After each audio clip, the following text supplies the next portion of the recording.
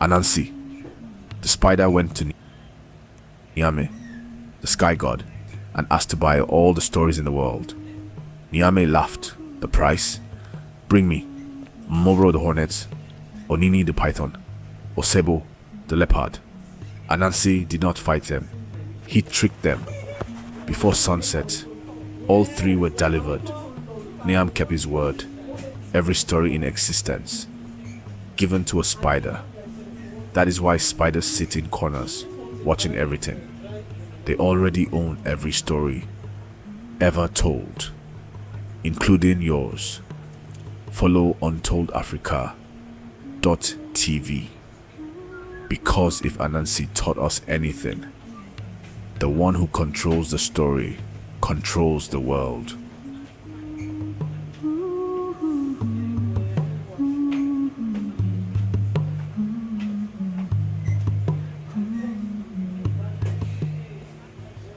Every story ever told in the world.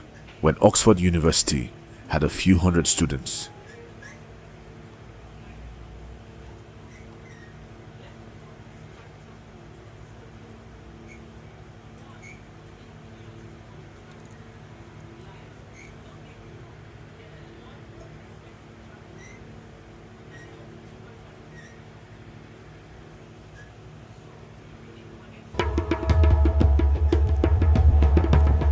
long before the world knew the Great Wall of China, there was a kingdom in West Africa that built something even greater. Imagine a city so vast, so protected. Its walls stretched across the land like the veins of the earth itself. The Great Walls of Benin, built by the Edo people of the Benin Kingdom as early as the 13th century. Not just walls, they were a network of massive earthworks, connecting over 500 communities across the land. Together, they covered more than 6,500 square kilometers. That's right, 4 times longer than the famous Great Wall of China when the two were first compared. It took millions of hours of human labor. No machines, no metal tools, just the hands of ancestors shaping the soil. Yet today, much of it lies hidden, eroded by time, colonialism, and urban growth, forgotten in many history books. But the truth remains. Africa built wonders that rivaled and in length surpassed anything the world had seen. So next time someone talks about the Great Wall, remember the even greater walls that once guarded Benin. Every human on Earth might share one common origin, and the answer may lie in Africa. Scientists believe the oldest known human fossils were discovered here, in parts of Africa, in places like Ethiopia and Morocco. Fossils dating back hundreds of thousands of years have been found. These discoveries support the idea that modern humans first evolved in Africa, before spreading across the world. In other words, the story of humanity may have started on this continent. What do you think about this discovery? Comment below and follow Untold Africa .tv for more fascinating African stories. Before Oxford, before Harvard, before most of Europe's universities even existed, a city in Africa was already teaching the world. That city was Timbuktu, in the Mali Empire, a place where scholars, scientists, and poets gathered to study. Its libraries held hundreds of thousands of manuscripts, covering astronomy, medicine, mathematics, and philosophy. So if Africa once held one of the greatest centers of knowledge on Earth, why were we never taught this? Follow Untold Africa .tv for more hidden African history. Long before Europe's surgeons, Africa was already mastering the science of healing, and the evidence still survives today, more than 4,000 years ago. Egyptian healers recorded advanced medical knowledge on papyrus. Treatments for injuries, fractures, and complex illnesses. They developed specialized tools, medical techniques, and powerful herbal medicines. Knowledge passed from one healer to another. Across Africa, healers studied plants, anatomy, and treatments, building traditions of medicine that lasted for centuries. These healers saved lives through knowledge, skill, and generations of experience, long before modern hospitals existed. Africa's history holds medical discoveries the world is only beginning to appreciate. Follow Untold Africa TV for more hidden African history. More than 4,000 years ago, the kings of Egypt built monuments meant to last forever. And somehow, they did. But the pyramids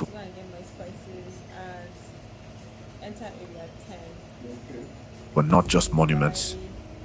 There were royal tombs built to protect the rulers of ancient Egypt. Inside them, the bodies of kings and queens were carefully preserved as mummies, prepared for the journey to the afterlife. They were buried with treasures, jewelry, and personal belongings. Everything they believed they would need for eternity.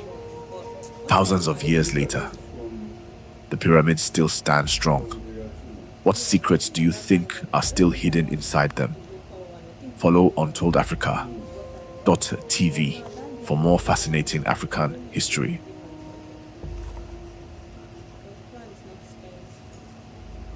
More than 4,000 years ago, the kings of Egypt built monuments meant to last forever.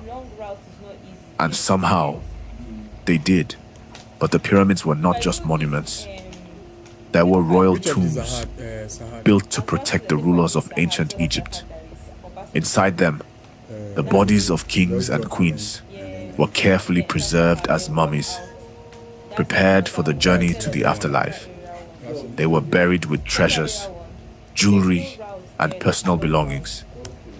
Everything they believed they would need for eternity. Thousands of years later, the pyramids still stand strong. What secrets do you think are still hidden inside them? Follow Untold Africa TV for more fascinating African history.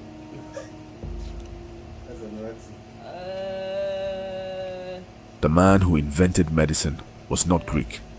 He was Egyptian, and he lived 2,500 years before Hippocrates.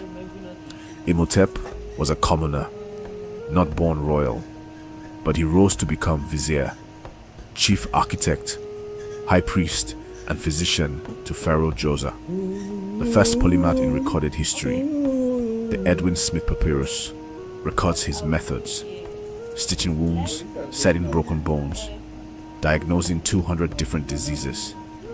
He recognized the brain as the organ of thought. In 2650 BC, he also designed the Step Pyramid of Saqqara, the first large stone structure ever built in human history. Before him, buildings were mud brick. Imhotep looked at stone and thought differently. After his death, the Egyptian people turned Imhotep into a god. For 3,000 years, he was worshipped as the deity of medicine and healing. Hippocrates is called the father of medicine. 400 BC, Imhotep practiced medicine in 2650 BC.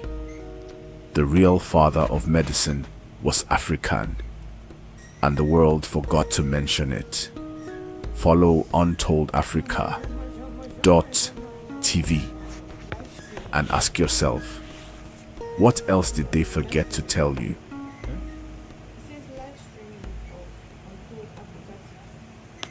Imagine a structure so immense, so meticulously built, that it stretches farther than the Great Wall of China. Yet, it has remained largely unknown to the wider world. Deep in the heart of West Africa, in what is now modern-day Nigeria, lay the Kingdom of Benin, a city of immense sophistication, culture, and political power. At the center of this thriving civilization stood the Great Walls of Benin, an extraordinary network of earthen fortifications, moats, gates, and embankments. These walls were not mere defenses against invaders. They were a testament to the ingenuity, discipline, and vision of the Benin people. As the sun rose over the dense tropical forests, the red earth walls glowed, winding endlessly across the landscape, forming a barrier that protected both the kingdom and its way of life. Imagine flying above the city, the walls stretching for hundreds of kilometers, cutting through forests, rivers, and savannas, enclosing villages, royal compounds, and bustling marketplaces. Within these walls, streets were meticulously planned, lined with homes, workshops, and temples, each reflecting the culture, hierarchy, and artistic sensibilities of the Benin people. The city was alive with movement. Children running through the streets, traders haggling over spices and ivory, bronze smiths shaping exquisite sculptures, and warriors training diligently for the kingdom's defense. Every corner of Benin City was infused with purpose and meaning, reflecting a society that understood the importance of order, design, and foresight. The walls themselves were both literal and symbolic, a physical manifestation of the kingdom's power, a protective embrace for its citizens, and a message to the world that Benin was a civilization to be reckoned with. And yet, despite its scale and brilliance, this story has often been overlooked in global history. While empires in Europe and Asia dominate textbooks, the achievements of Benin and its people remained largely unrecognized. Today, as we uncover this forgotten legacy, we begin to appreciate not only the walls themselves, a society that built them, a people whose ambitions rivaled those of any civilization in history, who built a city where governance, culture, and engineering coexisted in perfect harmony. This is the story of the Great Walls of Benin, an epic tale of human ingenuity, vision, and the enduring spirit of a kingdom that history almost forgot. As we journey through the walls, we will explore not only their scale, but the life they enclosed, the people, their culture, their rituals, and their daily triumphs and struggles. To truly understand why this structure remains one of the greatest feats of engineering in human history. The story of the Great Walls of Benin is also a story of vision, ambition, and extraordinary human effort. As the Benin Kingdom grew, its rulers recognized the need to protect their people and assert their authority. It was not enough to simply build houses and palaces. They needed fortifications that would endure for centuries. The Obas, the kings of Benin, envisioned walls that would not only defend the city, but also reflect the power, organization, and ingenuity of their civilization. And so, laborers began the monumental task of digging moats and piling earth to create towering embankments. Thousands of men, women, and even children participated in the work, using only rudimentary tools, baskets, wooden shovels, and sheer determination. Generations toiled under the supervision of the Oba, each worker aware that their efforts were part of something far greater than themselves. The construction was meticulous. Trenches carved in precise patterns, gates positioned at strategic points, and walls shaped to blend with the natural landscape while maximizing defensive strength. It was a civilization working as one, with engineers, laborers, and leaders, all contributing to a project of immense scale. Over time, the walls expanded, eventually forming a network that encircled the city and its surrounding villages, stretching hundreds of kilometers in total. The walls were more than a defense system. They became a symbol of the kingdom's intelligence, planning, and collective will. They demonstrated how human societies could achieve extraordinary feats without modern machinery, relying solely on coordination, vision, and determination. Even today, the remnants of these walls inspire awe, reminding us of what people can accomplish when they unite for a common purpose, building a legacy that would last for centuries. The story of their construction tells us not only about the physical effort required, but also about the organization, building a legacy that would last for centuries. The story of their construction tells us not only about the physical effort required, but also about the organization, governance, and culture of a kingdom that placed extraordinary value on foresight, discipline, and the protection of its people. At its height, the Great Walls of Benin were more than fortifications. They were the lifeblood of a thriving civilization. From above, the walls stretched endlessly, cutting through forests and savannas, enclosing a city alive with trade, art, and governance. Inside, the streets were bustling with activity. Markets overflowed with spices, ivory, cloth, and handcrafted goods, while bronze smiths worked tirelessly, creating sculptures that remain unmatched in artistry and detail. Warriors patrolled the walls and city streets, ever vigilant, ensuring the safety of the citizens and the Oba's palace. Life inside the walls was governed by structure and order, but it was also vibrant with culture.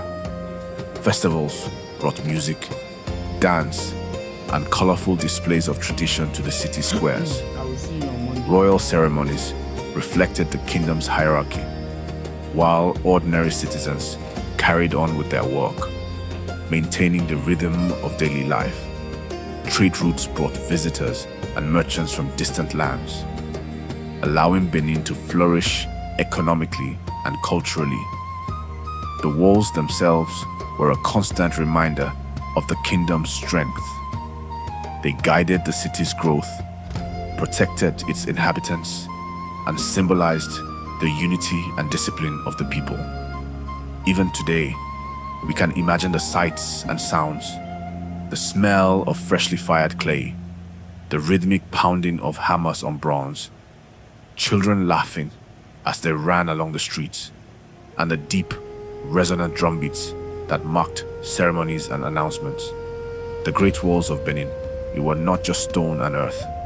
They were a stage for a civilization, encompassing governance, defense, arts, and everyday life. Through them, we see the pride, sophistication, and creativity of a people who built one of Africa's most remarkable cities. A city that still captures the imagination centuries later. Yet, even the greatest achievements are not immune to the forces of history. In 1897, the Kingdom of Benin faced a catastrophic invasion by British forces. The city, once vibrant and protected by its mighty walls, was attacked, burned, and looted. Palaces and homes were destroyed, and priceless artifacts, including the famed Benin bronzes, were carried off, scattered across the globe. The walls themselves, which had stood as a symbol of ingenuity, pride, and resilience for centuries, began to crumble, slowly succumbing to neglect and the relentless growth of the surrounding forests. And yet, even in ruin, their scale remains staggering, a testament to the vision and labor of generations who built them. Today, as overgrown mounds stretch across the landscape, we are reminded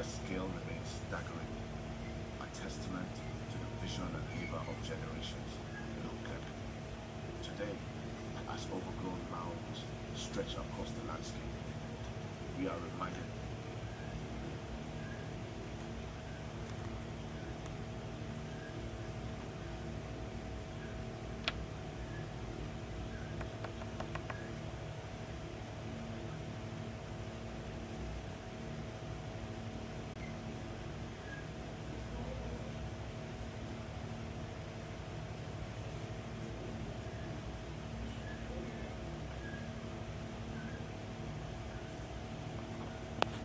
The story of the Great Walls of Benin is not just one of destruction, but also of survival, memory, and the power of human creativity.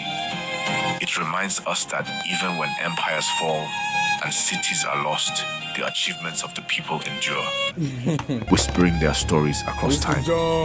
And as we reflect on these walls, we honor the ingenuity, courage, and spirit of the Benin people. To uncover more untold stories of Africa's greatness, follow Untold Africa TV, where the history they almost erased comes alive again.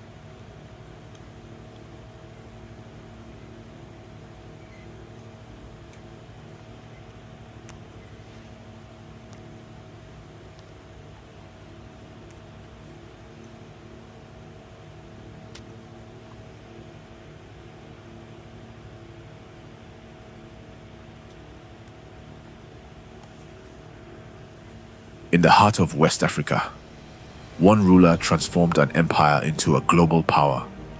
His name was Askia the Great. In the 15th century, he rose to lead the Songhai Empire and took it to heights never seen before.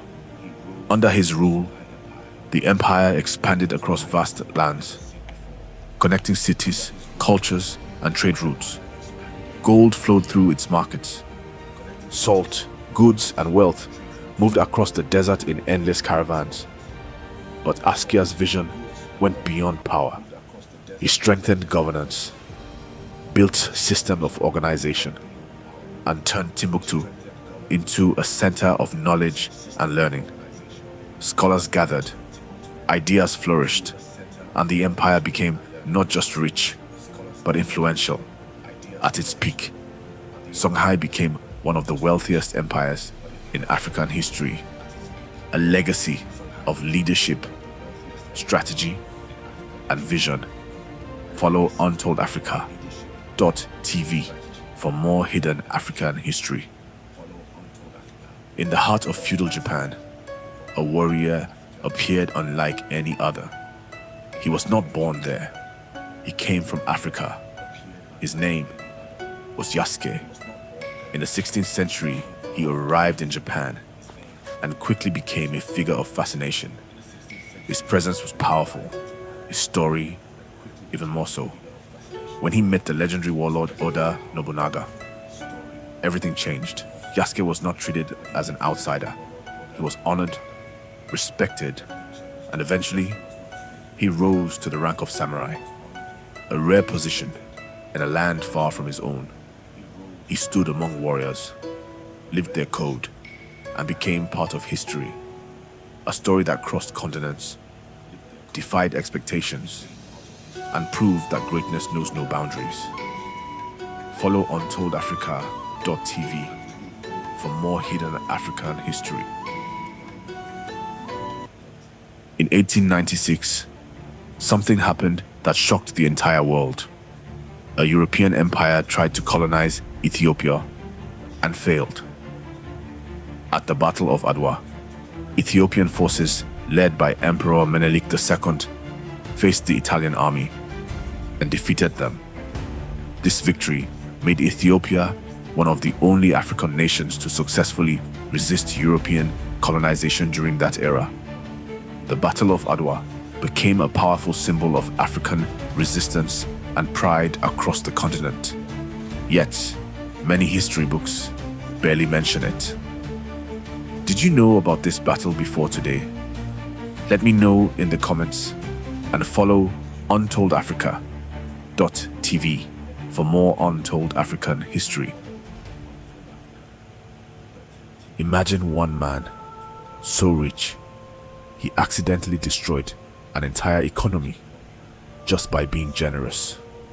In 1324, a king from West Africa began the greatest pilgrimage the world had ever seen. His name was Mansa Musa, ruler of the Mali Empire and the richest human being who has ever lived. He traveled with 60,000 people and 100 camels loaded with pure gold. When he reached Cairo, he gave away so much gold that the price crashed overnight. Gold became cheap, markets collapsed, inflation raged for 12 straight years.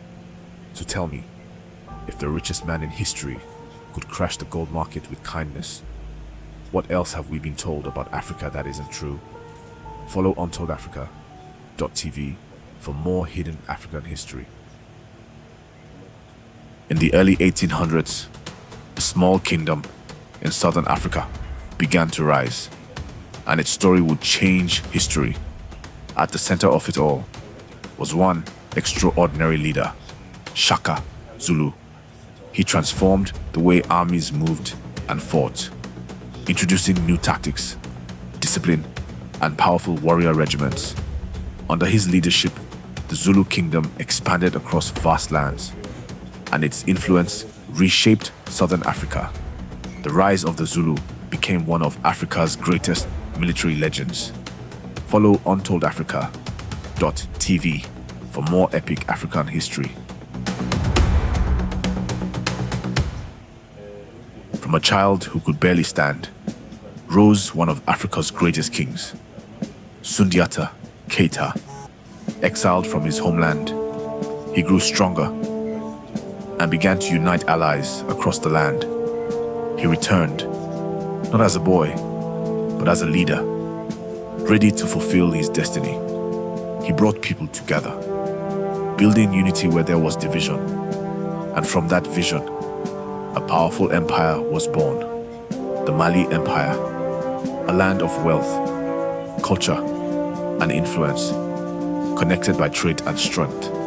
Sundiata's legacy laid the foundation for one of Africa's greatest civilizations, a story of resilience, destiny, and power. Follow Untold Africa TV for more hidden African history. In the ancient world, few were as feared for their precision as the archers of Nubia. From the kingdom of Kush,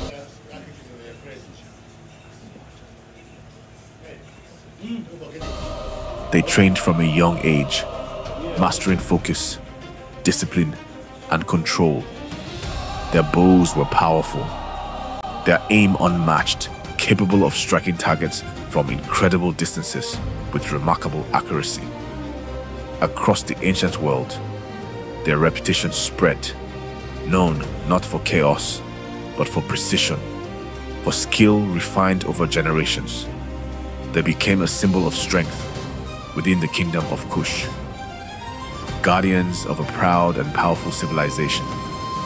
Their legacy remains a reminder of mastery, discipline, and excellence. Follow Untold Africa TV for more hidden African history.